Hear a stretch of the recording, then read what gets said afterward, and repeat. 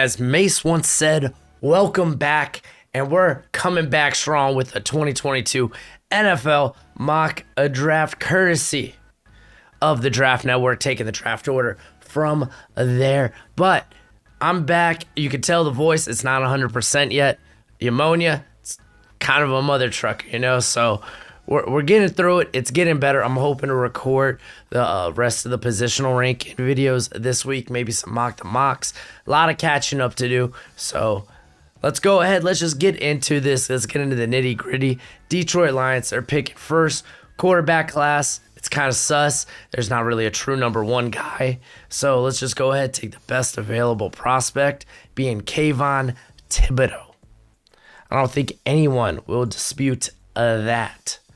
Speaking of best available, we have Christmas theme merch available on the shop now. Just go to broshmoshop.com or look at the link in the description.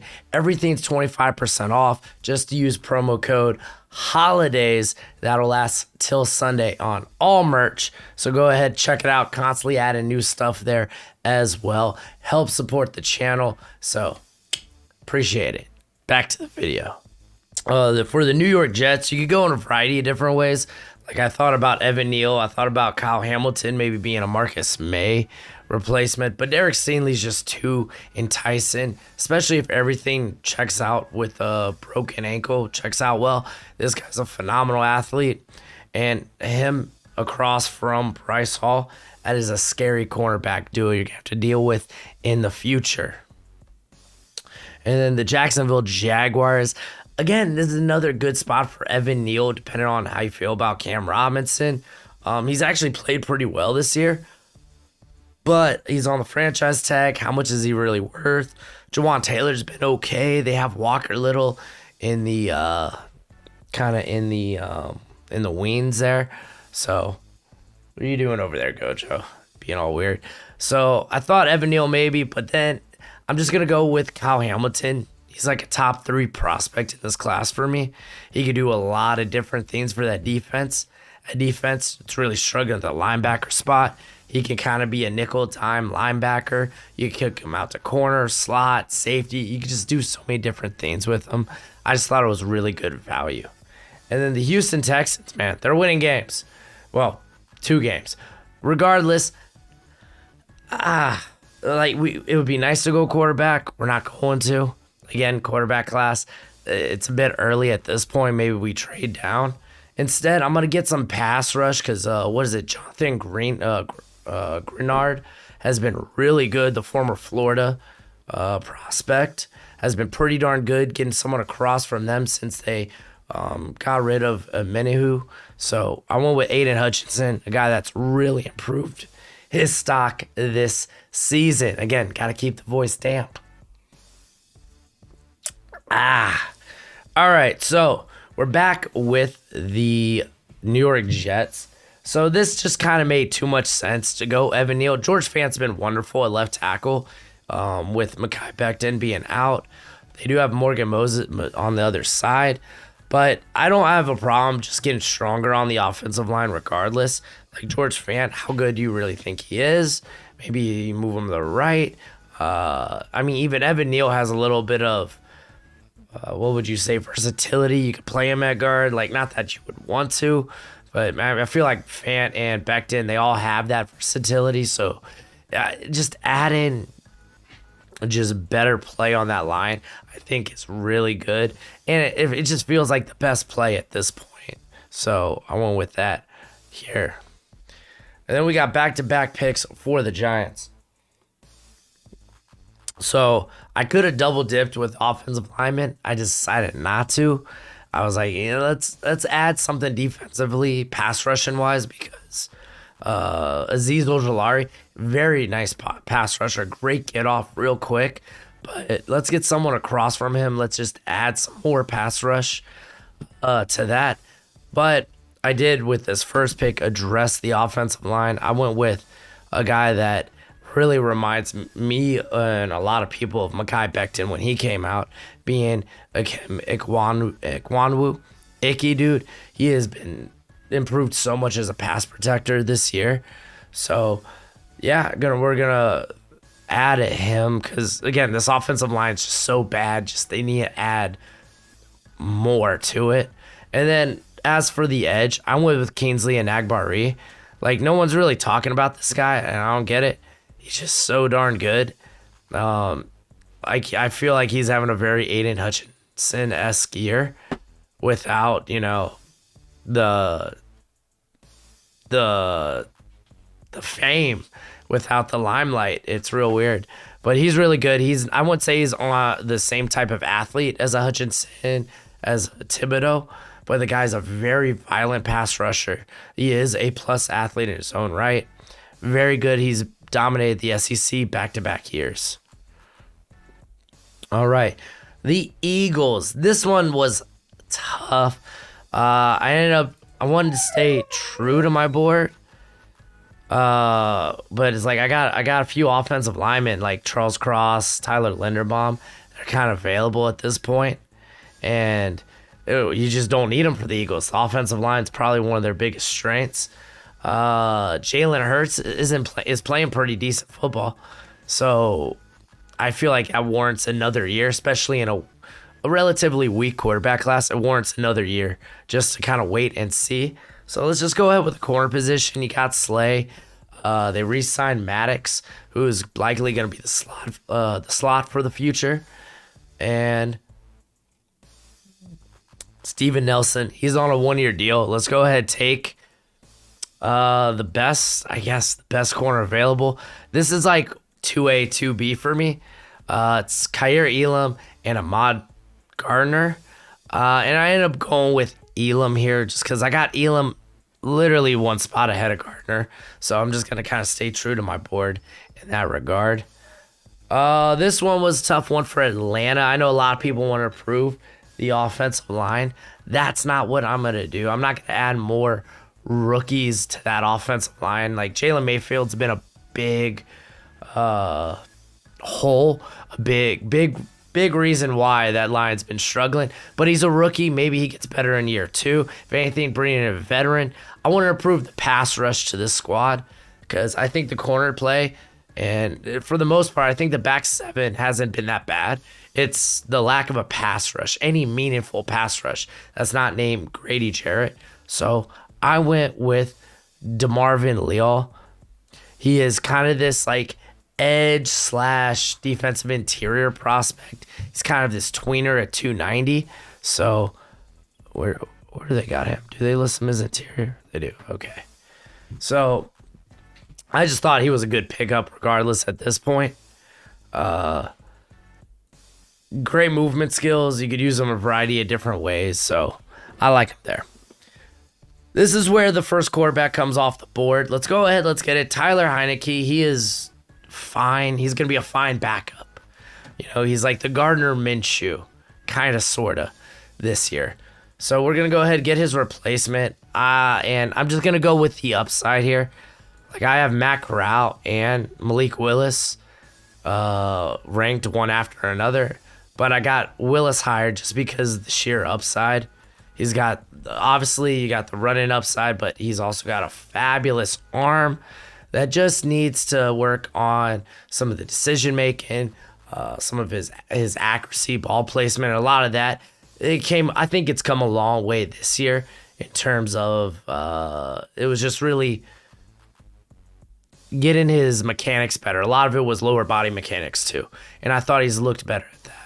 So we went with that there. Philadelphia Eagles. This was another tough one.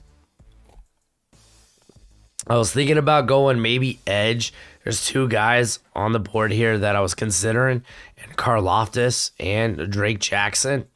Karlaftis probably being the better fit. But I know linebackers the better need. Honestly, TJ Edwards is probably their most consistent linebacker. Not saying much, not saying a lot.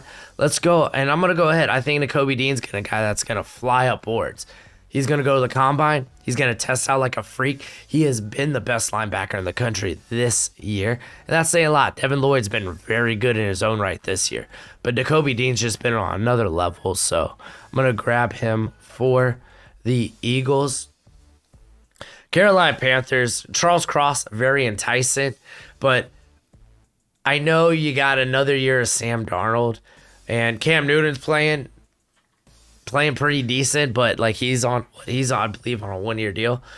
So like, do you bring him back?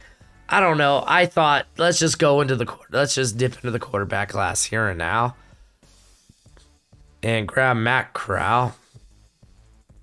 I think you can also make a good point if you're like, no, let's get Cross, let's get a left tackle, improve the offensive line, and I hope next year's quarterback class is probably much better.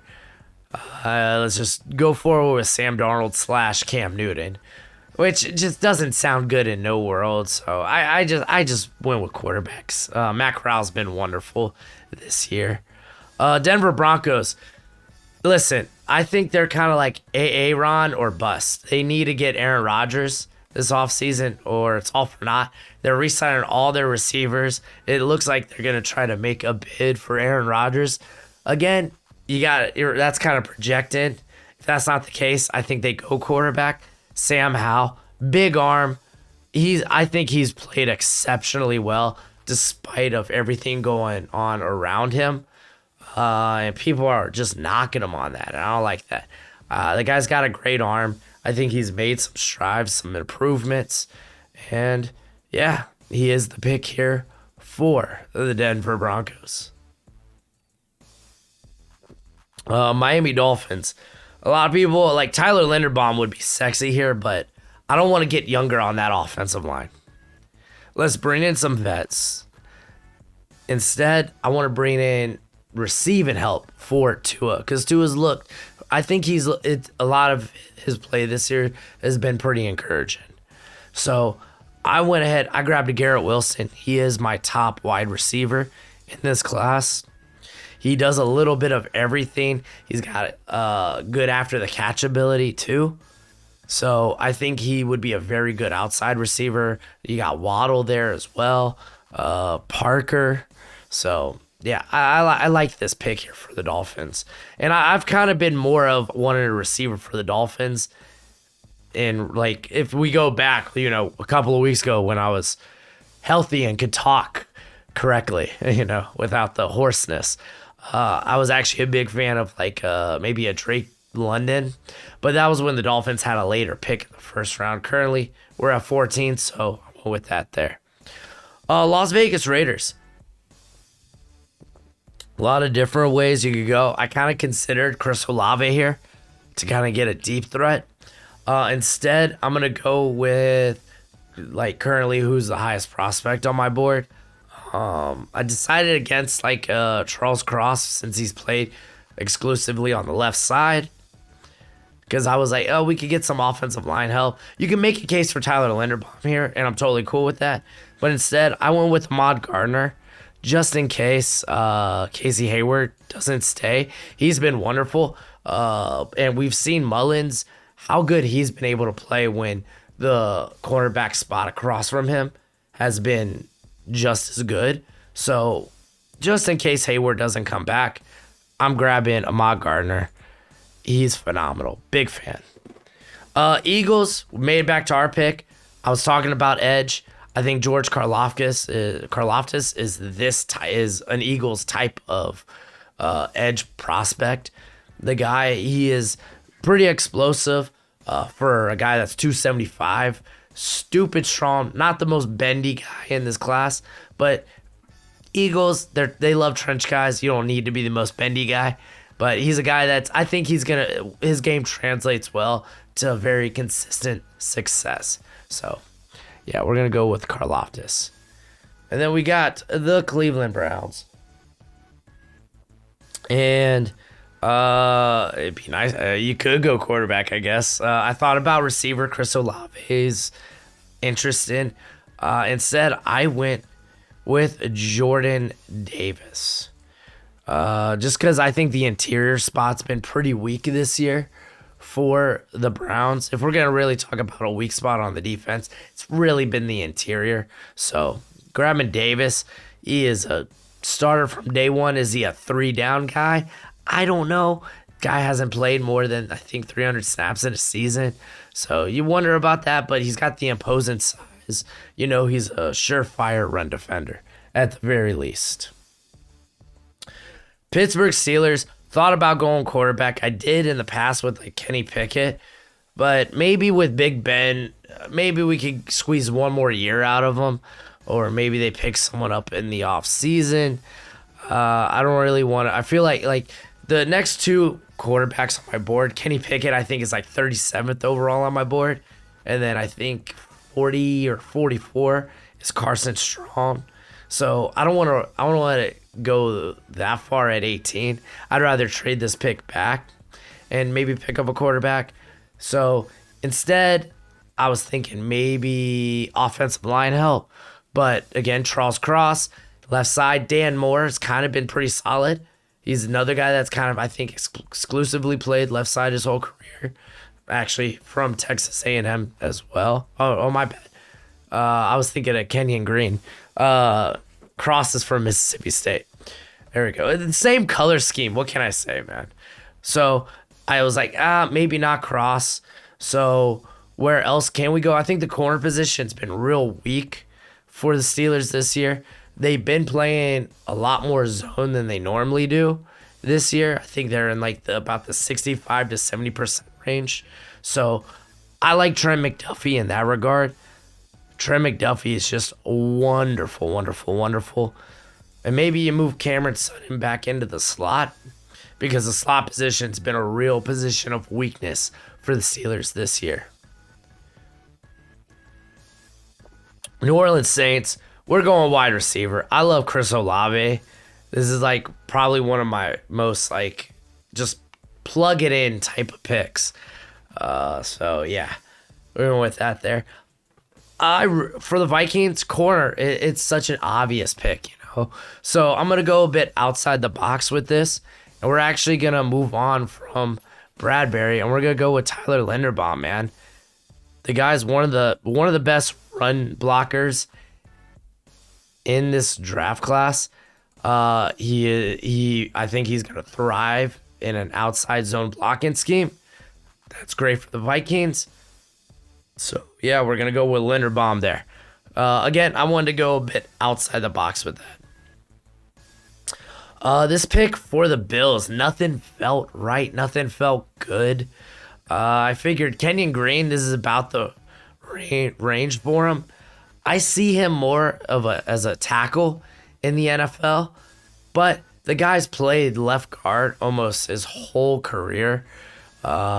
Even this year, he's only played right tackle twice. He played left tackle like for a game and a half.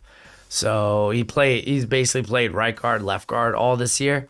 So again, guard might be the weakest position for the Bills. So I just went ahead and grabbed that there.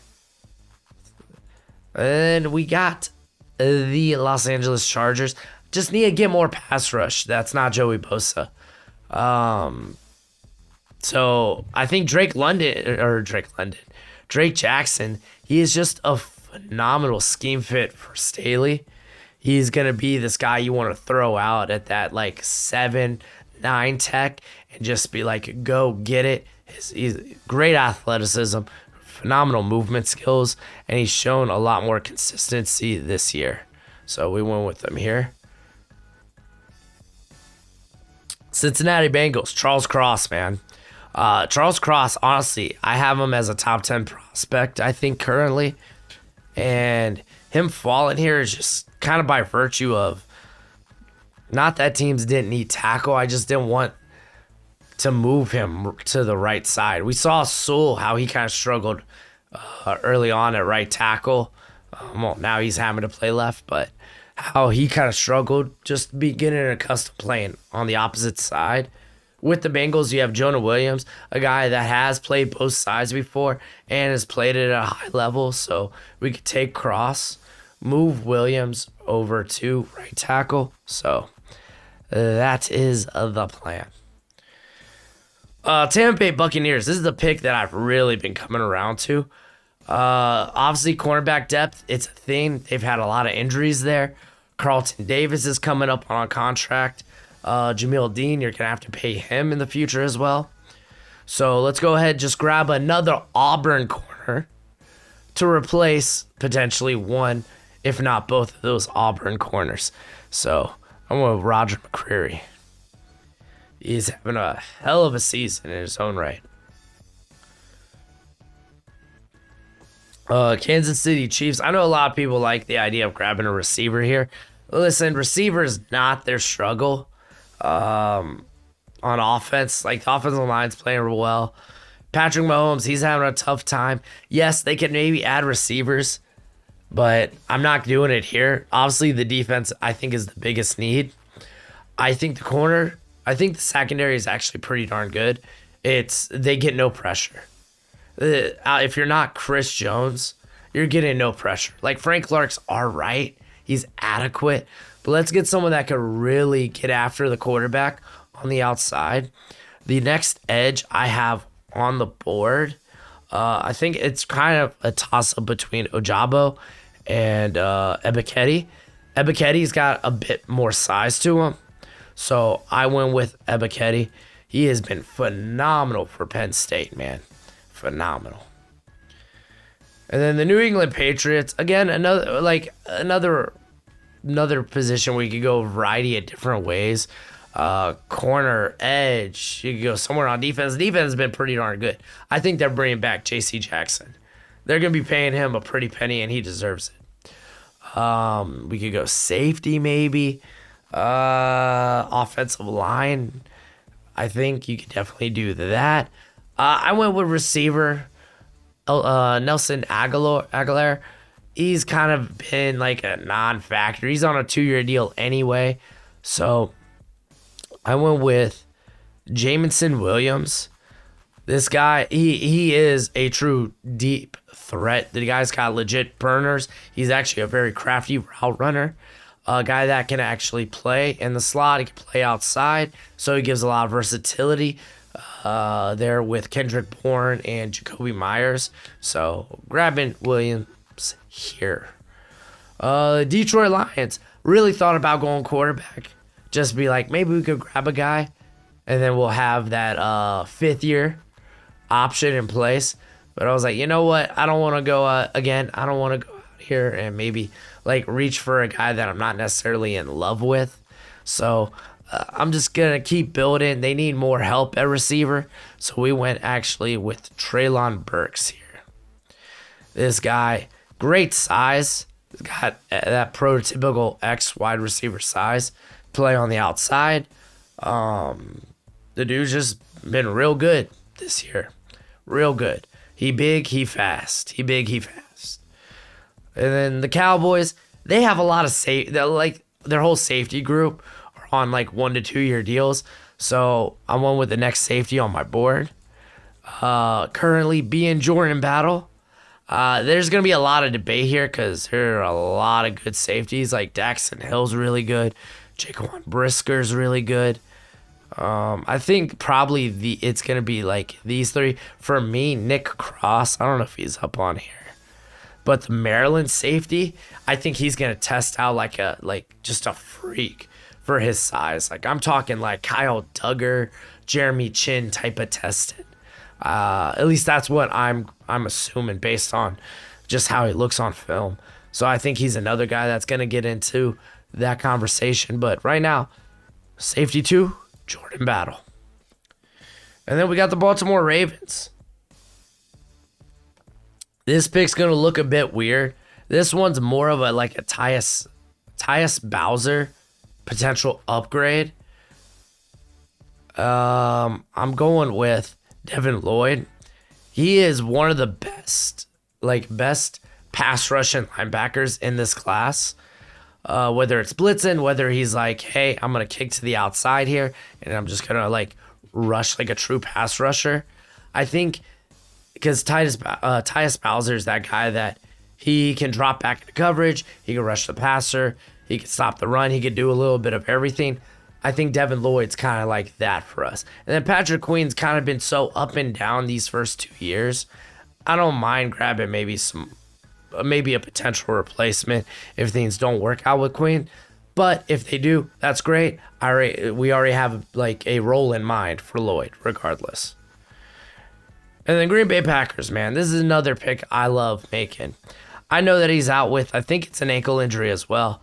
But Drake London, man, let's get our Devontae Adams replacement, because I'm telling you, Aaron Rodgers is gone. I'm guaranteeing Devontae Adams, he's not coming back either.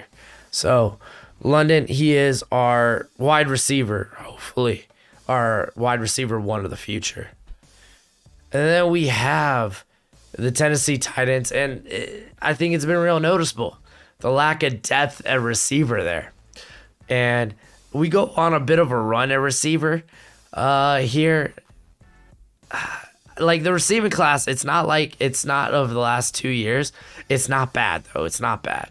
I think Jahan Dotson, a guy that can win on the outside. He's proven at his size, he has no problem winning on the outside in the Big Ten. A guy that can come in and play the slot role. So, like, you could do a lot of cool things, because A.J. Brown, he could play in the slot.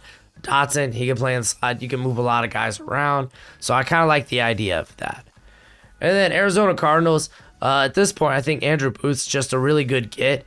He's coming off a really good week against Wake Forest, but his play has been up and down this whole year. So let's see how he finishes the year before we really move him back up into like the I think that top corner back range. As of now, I feel better about him here in the late first round. Cardinals just grabbing cornerback depth, always a good idea. So that's it for the first round, man. My voice was kind of with me the whole time here.